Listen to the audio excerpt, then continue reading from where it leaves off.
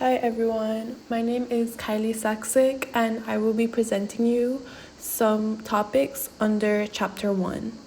So let's start with the basic categories of inputs in production. So what exactly are these basic categories of inputs? Well, these are labor, capital, land, and material. So, what is labor exactly? Well, labor is both the physical and intellectual labor that a worker puts into his job/task. We can denote this as capital L. This includes all the ranges of labor, whether it's less skilled or manual, managerial labor, and skilled labor, which can be a lawyer or an architect.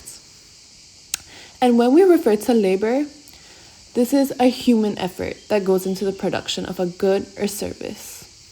So, for example, when a lawyer does research on his or her case, they're putting in their skilled effort, and that counts as labor. Or even when a house cleaner cleans your house, they're putting physical effort, which is the labor, to do that task. And this is still, it may not be as skilled as a lawyer, but it's still labor. So now we have our second input, which is capital. This category of input describes all the machines that are used in production. This can also be denoted as K. So this can include computers, a foam cutter, even a frying pan. It can also describe buildings like factories, stores, and other non-human elements of production, such as delivery trucks. So, for example, the lady at the juice shop, so we could say Jamba Juice, since everyone is familiar with that juice shop, uses a blender to make you a smoothie. The blender that she uses is the capital, because that is a non-human element that helped her get the final production, which is the smoothie. Moreover, the juice shop itself she uses is also considered to be the capital. Also, if she had a delivery bike, then the bike would have been also a part of this category of input. Thirdly, we have land, denoted as N. So lots of the goods we consume need land. So this could be agricultural goods. So for example, the fields where all the oranges are grown. Those oranges are then used to sell to the consumer as a whole or in order to create another good, like orange juice. But the land is used as the input in production. And lastly, we have materials, that is denoted as M. This input category describes all the raw materials. So, for example, when a baker bakes a cake, she needs flour, sugar, milk, eggs, butter, and other materials to get her final product, which is the cake. All the materials that she used before are her raw materials. And it's important to note that one firm's final good can be another firm's input, like flour. Flour is the baker's raw material, but for other people, that can be their final good. So now that we have gone over all 4 basic categories of inputs in production, it's important to note that not all firms use all inputs. So for example, a lawyer uses a computer, which is the capital, and office supplies, which is materials, and of course, labor.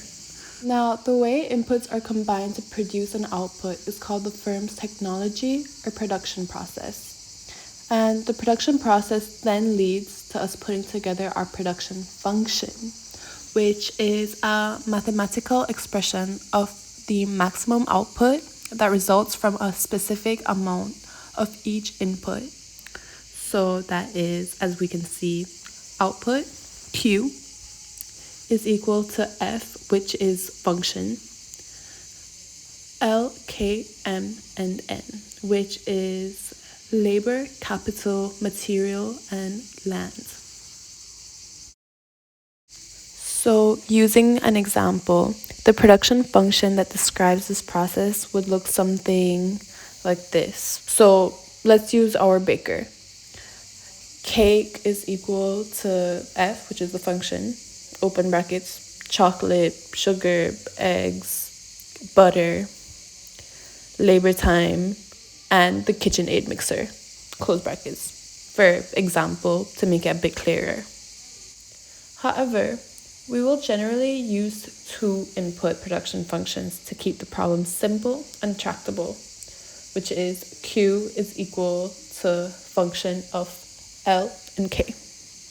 And we do this because when we put in actual amounts of labor and capital, this function tells us the maximum output, and that can be achieved with the two amounts. So now that we have a crystal clear understanding of our inputs, we must understand that producing a good or service for the market requires firms to make choices about the type and number of inputs to use. This choice depends critically on the contribution the input makes to the final output relative to its cost. But a firm can only make choices about inputs that are variable. Inputs whose quantities can be adjusted by the firm. In shorter time periods, some inputs are not variable but fixed. The firm cannot adjust these quantities.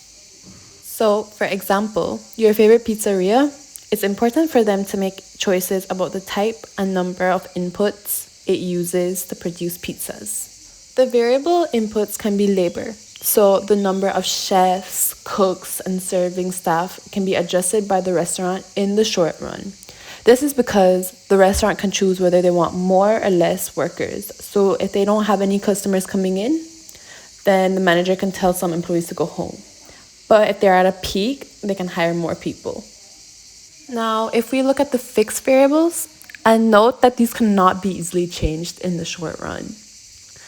So the fixed variables would include the kitchen equipment, so this can be the pizza stones, ovens, refrigerators, and other equipments that cannot be readily or quickly expanded or reduced in the short term. So your pizzeria cannot just snap their fingers and have a new oven. Another fixed variable we can consider is the area of the restaurant.